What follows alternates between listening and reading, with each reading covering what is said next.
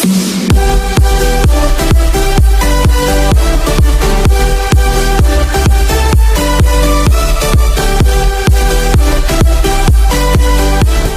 assalamualaikum warahmatullahi wabarakatuh. Halo teman-teman, selamat datang di channel YouTube Alfijar Biologi.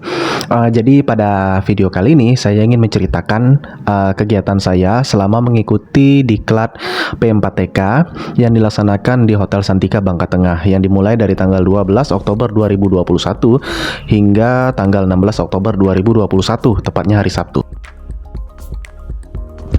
Jadi selama mengikuti diklat ini, semua peserta itu mendapatkan tas. Jadi tasnya itu bagus banget. Dia ransel, tetapi bisa menjadi sling bag. Ya, ini tasnya seluruh peserta dapat.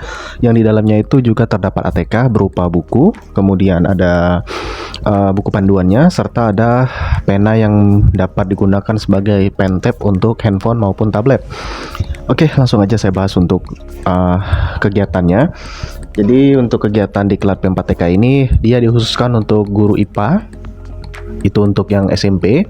Kemudian bagi yang SMA itu ada guru biologi, fisika, kimia. Jadi guru-guru pada bidang mata pelajaran IPA.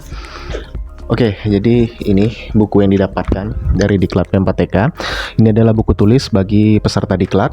Jadi selama beberapa hari ini, baru 2 hari diklat, saya sudah mencatat banyak sekali materi diklat. Nah, ini adalah materi diklat.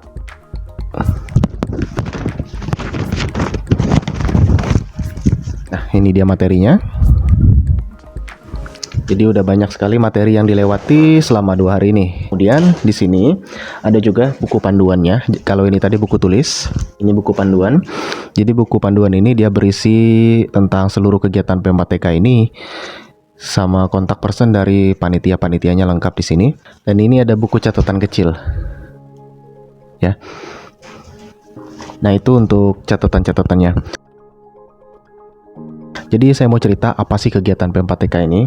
Jadi diklat P4TK itu ya dia hanya sebuah singkatan dari Pusat Pengembangan dan Pemberdayaan Pendidik dan Tenaga Kependidikan Ilmu Pengetahuan Alam, ya. Jadi ada di buku ini tuh di bagian paling bawah. Nah, ini kegiatan yang dilaksanakan oleh Kementerian Pendidikan, Kebudayaan, Riset, dan Teknologi. Jadi ini kegiatan kementerian. Nah, jadi kegiatan ini itu tentang BIMTEK, EduScience Technopreneur, berbasis potensi lokal untuk meningkatkan kompetensi guru IPA. Jadi inti dari diklat ini adalah untuk menekankan kepada guru-guru IPA untuk menumbuhkan jiwa preneur, jadi jiwa berwirausaha.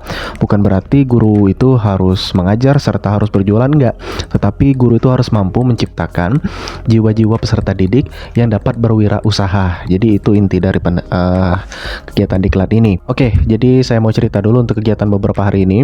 Jadi acara ini kemarin dibuka jam 1 12 Oktober 2021. Itu dibuka langsung oleh Rektor Universitas Muhammadiyah Bangka Belitung. Jadi Bapak Fadil Sobri kalau nggak salah itu membuka langsung acaranya dan langsung sharing dengan kami materi-materinya. Jadi akan saya ulas sedikit materi-materi yang udah dibahas kemarin, ya. Untuk acara kemarin itu dibuka oleh Bapak Fadil Sobri. Beliau itu adalah Rektor Universitas Muhammadiyah Bangka Belitung. Nah, kenapa yang membukanya Universitas Muhammadiyah Bangka Belitung? Karena dia bekerja sama dengan P4TK. Harusnya kalau bukan pandemi, itu penuturan dari panitia kemarin, seluruh peserta diklat ini akan dikirimkan ke Bandung untuk diklat P4TK. Ini dia, jadi materinya. Ini materi yang dari rektor kemarin, Bapak Fadilah Sabri, STMeng. Untuk titlenya, mohon maaf bila ada kekeliruan dalam penyebutannya.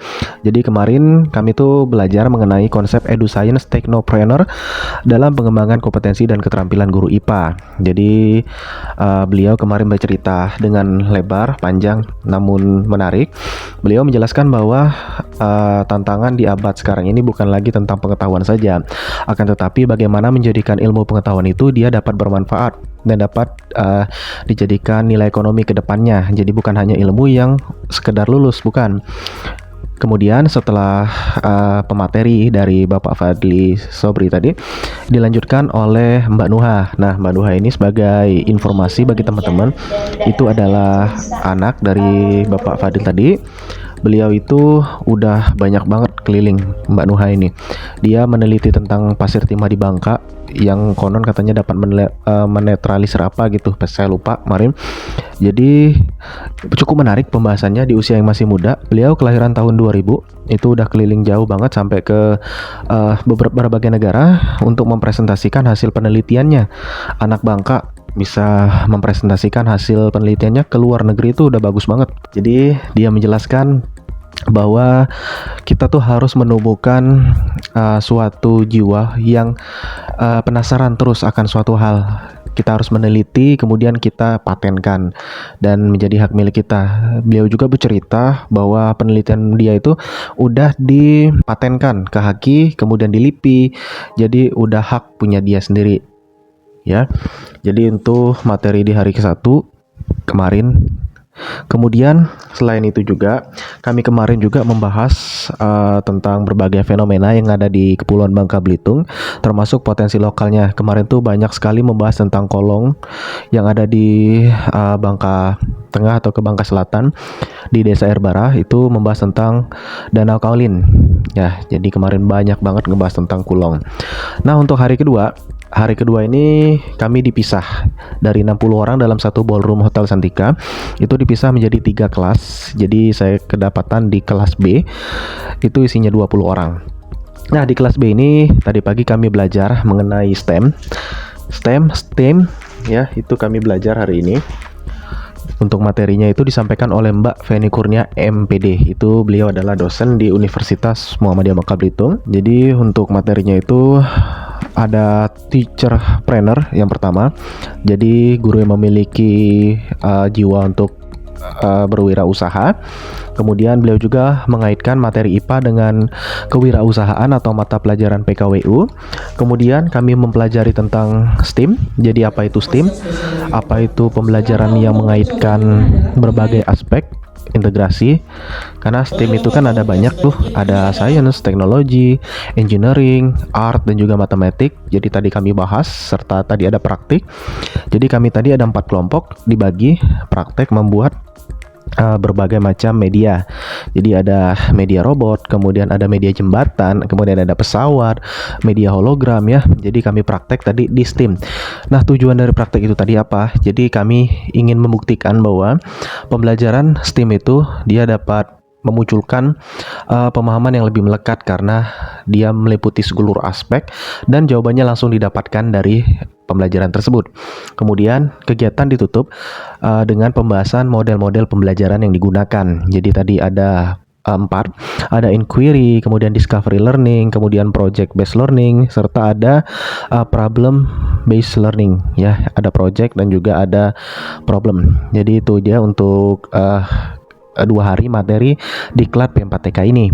Nah, kedepannya saya harap dapat materi yang lebih baik lagi, yang lebih keren lagi, sehingga saya termotivasi untuk terus belajar. Terima kasih teman-teman udah setia menonton video saya. Saya harap video ini dapat menjadi pembelajaran. Saya akhiri, wabillahi taufiq wal hidayah. Wassalamualaikum warahmatullahi wabarakatuh.